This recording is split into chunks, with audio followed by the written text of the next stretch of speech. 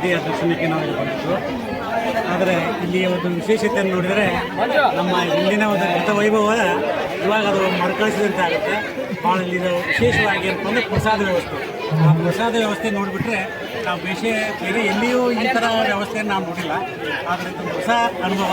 ಒಂದು ಗಣೇಶನ ನಿಜವಾಗ್ಲೂ ನಮಗೆ ಒಂದು ಆರೋಗ್ಯ ಭಾಗ್ಯ ಎಲ್ಲ ನೀಡ್ತಾನೆ ಅಂತೇಳಿ ನಮಗೆ ವಿಶೇಷವಾದ ಅನುಭವ ಇದೆ. ಈ ಗಣಪತಿಯ ದರ್ಶನ ಹಾಗೂ ಪ್ರಸಾದ ವ್ಯವಸ್ಥೆ ಒಳ್ಳೆಯ ವ್ಯವಸ್ಥಿತವಾಗಿ ಇಲ್ಲಿಯ ಯುವಕ ಸಂಘದವರು ಅಚ್ಚುಕಟ್ಟಾಗಿ ಮಾಡಿದ್ದಾರೆ ಅಂತ ಹೇಳಿ ನಾನು ಗೆಳೆಯರ ಬಳಗ ಗೊರ್ಬಾಳ ಇವರು ಪ್ರತಿ ವರ್ಷ ಸತತವಾಗಿ 16 ವರ್ಷಗಳಿಂದ ಒಂದು ಪ್ರಸಾದ ವ್ಯವಸ್ಥೆ, ಅದರಲ್ಲೂ ಉತ್ತರ ಕರ್ನಾಟಕದ ಸ್ಪೆಷಲ್ ಊಟ ಜವಾರಿ ಊಟ ಅಂತ ಪ್ರಸಿದ್ಧವಾದಂಥ ನಮ್ಮ ಜೋಳದ ರೊಟ್ಟಿ ಮತ್ತು ಸಜ್ಜಿ ರೊಟ್ಟಿ, ಸಜ್ಜಕ ಮತ್ತು ಮೀನು ಪಲ್ಯ, ಸಜ್ಜಿಕಾಯಿ ಪಲ್ಯ ಮತ್ತು ಚಟ್ನಿ, ಮೊಸರು ಎಲ್ಲ ಥರ ಪದಾರ್ಥಗಳೊಂದಿಗೆ ಒಂದು ಅದ್ಭುತವಾಗಿ ಮಾಡಿದ್ದಾರೆ.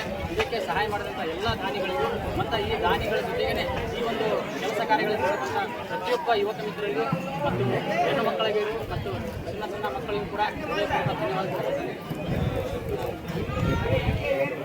ಈ ಒಂದು ಅಡಿಗೆಯ ಪ್ರಸಾದವನ್ನು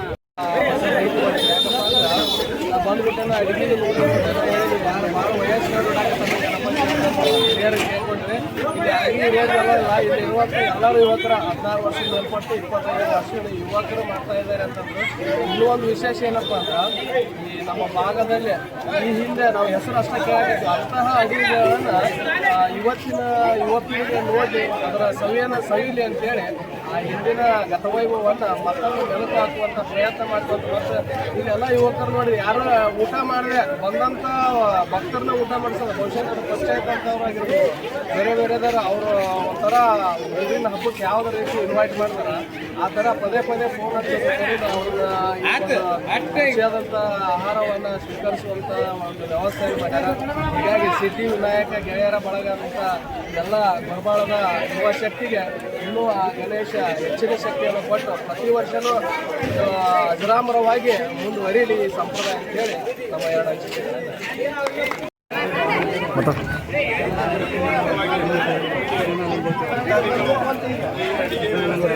ಮಾಡಲು ಅವಕಾಶ ಮಾಡಿರುವಂಥ ಪ್ರತಿ ಭಕ್ತಾದಿಗಳಿಗೆ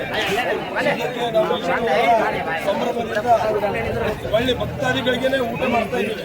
ಪ್ರತಿಯೊಬ್ಬರು ಭಕ್ತಾದಿಗಳು ನಮಗೆ ಸಹಕಾರ ಮಾಡಿದ್ದಕ್ಕೆ ಇವತ್ತಿನ ನೋಡಿದ್ರೆ 16 ವರ್ಷನೂ ಪ್ರತಿ ವರ್ಷನೂ 16 ವರ್ಷ ಭಕ್ತಾದಿಗಳು ಕೊಡಿಸಂತ ನಮ್ಮ ಜೊತೆ ಕೈ ಜೋಡಿಸಂತ ಬಂದರೆ ಅವರಿಂದಲೇ ನಾವು ಭಕ್ತಾದಿಗಳಿಗೆ ನಮ್ಮ ಕಮಿಟಿ ಪರವಾಗಿ ಧನ್ಯವಾದಗಳನ್ನ ಹೇಳ್ತೀವಿ.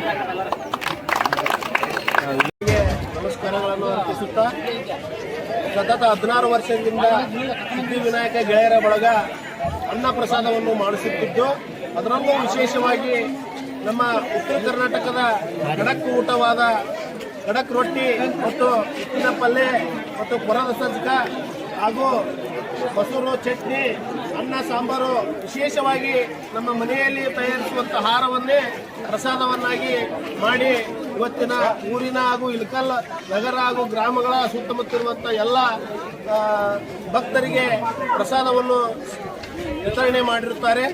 ಈ ಪ್ರಸಾದ ವಿತರಣೆ ಕಾರ್ಯಕ್ರಮ ವಿಶೇಷ ಏನಂತಂದರೆ ಪ್ರತಿ 16 ವರ್ಷದಿಂದಲೂ ನಶಿಸಿ ಹೋಗುತ್ತಿರುವ ಭಾರತದ ಆಹಾರ ಪದ್ಧತಿಯನ್ನು ಪರಿಚಯ ಮಾಡೋಕ್ಕೋಸ್ಕರ ಹಾಗೂ ಯುವ ಪೀಳಿಗೆಗೆ ಮರೆಯಾಗಿರುವ ಆಹಾರ ಪದ್ಧತಿಯನ್ನು ಮತ್ತೆ ಮುನ್ನೆಲೆಗೆ